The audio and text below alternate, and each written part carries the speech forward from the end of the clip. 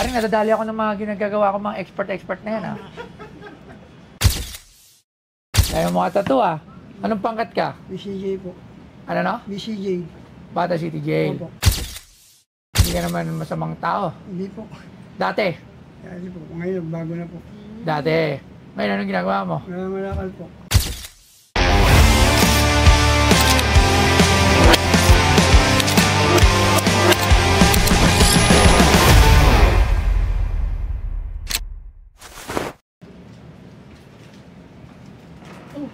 Oh.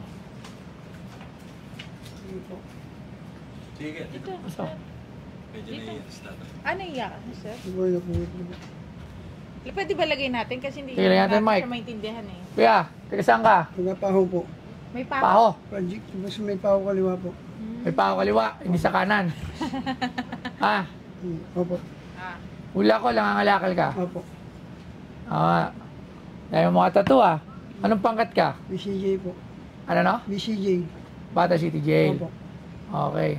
So, hindi ka naman masamang tao. Hindi po. Dati. Dati po. Ngayon, bago na po. Dati. Ngayon, anong ginagawa mo? Malakal po. Okay. Buti nakapasok ka sa guard. No? Ano yung dala mo? Opo. Nako.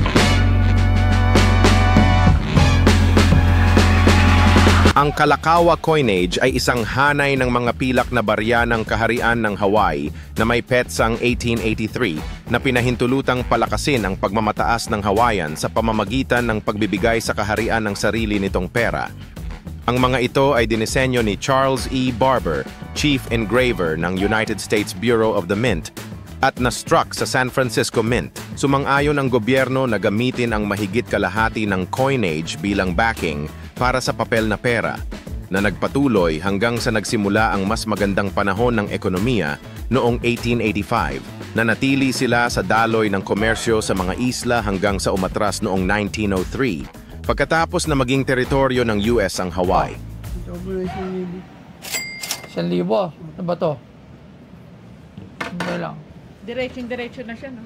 Beta ko 1,000. Saan mo naman nakuha to? Malakal po. Lakal. Opo. Kalakalakuha King of Hawaii. Hawaii coins. UA Mau. Ang hair mo na. Bakit? Ano sa dito? Ano? Bakat. Papaluwa. Okay? Wala akong alam dito. Sa coins na to. Magkano mo ito binibenta? 1,000 daw, 1,000. 1,000. 1,000. Eh, tatawag ko muna sa expert kasi hindi ko alam yung presyo niyan. Okay. O.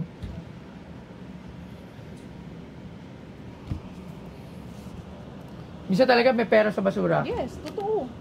Napakaraming pera. Ako dati rin talaga may liglalan sa mga lumang bahay. Pag napapadaan ka sa mga lumang bahay, pinapasok niyo ba yung mga lumang bahay? Hindi po. Yaman na po po ito. Nilalabas po. Tinatapon po. Pag tinatapon. Opo. Minsan kasi hindi nakikita eh, no? Huwag lang katulad nung nangyari sa... Saan yun? Yung ano, si... Ano? Ah, okay. Yung pala, nakaw. Yes. Hindi pala nakaw, hindi pinagpaalam. May parang gano'n na din. Or kasi siguro, yung kumuha, hindi akalain na, akala walang value na. Hindi naman namin sabihin ko sino yun, di ba? Tapos ngayon nalaman na hinahanap pala. Okay, magandang hapon. At ito ang kasama natin, syempre, ang House of Coin. Ang ating isa sa ating regular expert at ang ating kaibigan na si Arman D. Maranang. Palakpakan naman, Joe! Dapat sa Apex meron. Okay. Sir Arman. Yes. So, meron dito kasi nagdala. Yan ko nga to. Tino ko lang. Coins of Hawaii eh. Hindi ko familiar eh. Wait lang, check natin. Ano yung likod? Yan. Ano yung nakalagay dyan? Nakalagay ano siya eh. UA Mau Ki Oka Aina Ika Ponyo. Tapos sa ilalim Hapaluwa.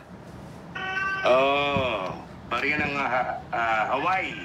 Hawaii nga, Hawaii. Ito nga, nakalagay dito sa harapan kasi, Kaulakua, I King of Hawaii, na Yes, oo. 1888. Oo, yan yung mga... Ay, 1883. Yun yung mga coins na high catalog eh. Ano yung high catalog? Matataas yung price yan. Oh! Oh! Matataas yung price yan. Kasi during that time, maiksi lang yung maiksi lang yung panahon nung may mga hari-hari sa Hawaii kasi after nun, Pang-karera, pang-show, at sa lahat. Basta, Bomex lang, number 1.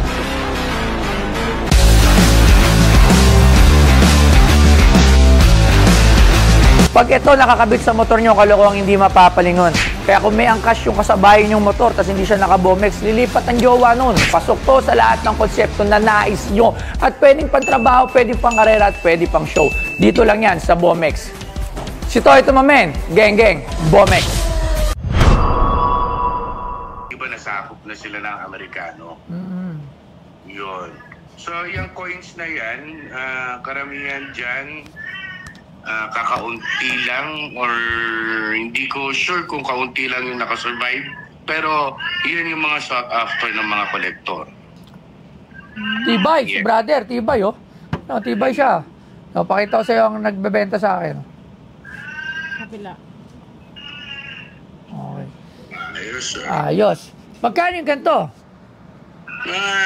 It ranges around, kung XF yan, yung coins na yan, probably it's around 9,000 to 10,000 pesos. Wow. Wow. Okay, maraming salamat, Sir Arman. Thank you very much. Kita-kits. Salamat po. Thank you. Okay, bye-bye. Wow. Wow. Yung birthday po ng asawa.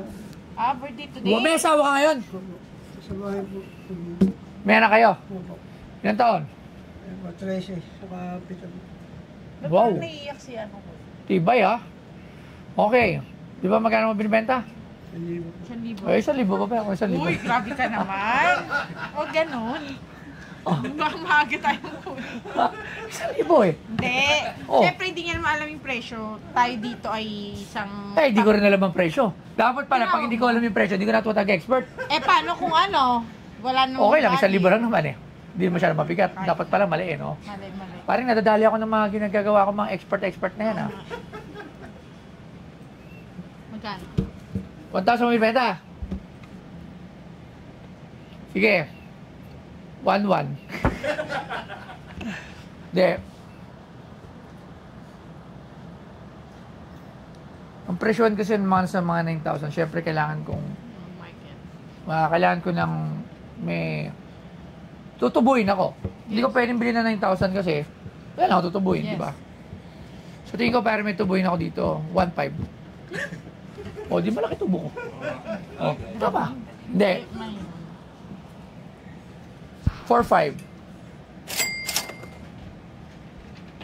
Dapat ano, hindi 4-5. Ha? Eh, gipit ako ngayon. Kailangan ko ng pera. Hindi, May joke na. tutubuin ka, di dapat mga ano. Ano? Eh, hindi naman na tayo sure kung mabibenta natin. Pero highly collectible siya. O, tsaka sought after nga doon. Catalog coin. O sige, 5,000.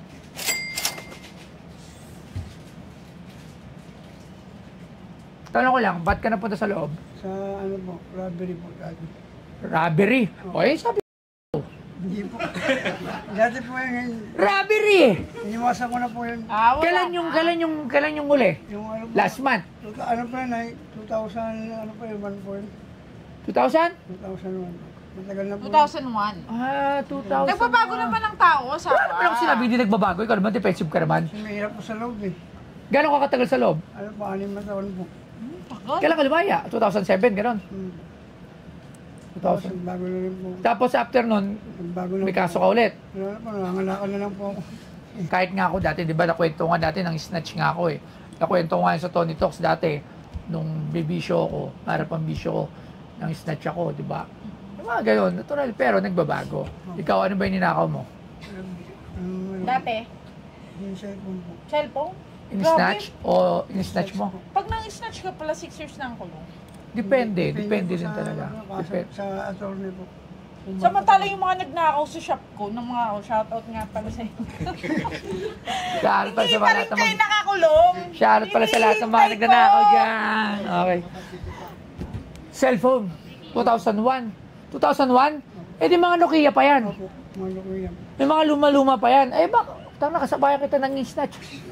Di ba tayo magtropa? 2001 pre. 2001 ay, din ba? No. ay hindi, 1999. 2001, ilang taon na? Ano po? 45 po. 45? 2001. Oh, ano ka? Hindi naman to 45, grabe ka. Ay, hindi, tama. 19... Ay, 2001, kakalabas ko ng rehab. 2000 ako na rehab eh. 2001, oo. Tapos na ako niyan. Mga panahon 2001, di na ako nagbibisyo niyan. Di ka nagbibisyo ka pa niyan. Hindi po. Ano? Dapat ka ng snatch? Dati po. Hindi, Kahirapan ng buhay. Hindi, nung 2001, nung 2001. Kailangan po ng buhay po dahil wala po kaming trabaho. Wala rin po trabaho tatay ko. Nanay ko wala rin trabaho. Yun ang snatch ka ng cellphone, anong ginawa mo? Pinibigay ko sa, ano, sa mga kapatid ko po. Yung pinagbentahan. Tanda mo pa ba kung ano yung binenta mo cellphone nun? Yung ano po, yung 33 din po. 3310. Ay, madami akong tinakbuhan yan. 3310, 8210, 3310, 7110. Mahal lang 3310. Ay, hindi, mas mahal yung 8210. Yung 8210 yung maliit eh. Oo. Ang brand nyo nun, nasa 17,000 ata eh. Nung nakakuha ko nun, parang binibenta ko ng mga 10,000. Oo, mabilis yun, fast break. Oo, di ba? Wala po. Eh ngayon, bago ka na. Gusto mo magnakaw pa rin. Hindi na po. Gusto ko na doon talaga magbago dahil may mga anak na rin po ako. Okay. Tama yun. Alam mo, ako, tinan mo, tinatawanan ko lang yung nangyari sa akin dati. Kasi, dati na yun eh, di ba? Huwag ka na lang babalik. Okay, dahil dyan, dahil napakaganda ng iyong kwentong pagnanakaw. Okay. 5,000. 5,000 pesos. Happy birthday nga pala sa... Asawa ko, hindi kasi. Bigyan mo na ng tsokolate yung kailan ang birthday? Hindi kasi... Ngayon? Opo. Bigyan ng tsokolate, bigyan mo ng At tsokolate. saka ano, Valentine's Day. Chocolate. Yung malaki na. Baka ibenta mo naman to, ha? Hindi po. Ito po. Ibigay mo to sa misis mo, Ito ha? po, birthday po ng asawa. Tapos i-kiss mo siya pagkatapos mo ibigay. Meron ka ng pan-Jollibee. Oh. Tsaka This anak for mo. you. Ililibre mo, ha? Okay na ba sa ito, 5,000? Parang ayaw mo pa. Hindi kasi nalaman Ano? ko siya. Ano? Mahal po kayo. Hindi, magkano? Hindi, ayoko na akong namimilit. Baka sabihin kasi, tayo ay oportunista. Yes. Porkit 9,000, 5,000. Siyempre, kailangan din natin, ibibenta ko pa to, tatabi ko pa to, papaslab ko pa to, kasi yung mga ganito, mahirap din to ibenta. Para sa mga kalaman nyo, dadaan pa yun sa proseso, kailangan pa, ilagay ko siya sa ganito, may bayad pa, Yes. tapos matagal pa siya bago mabenta.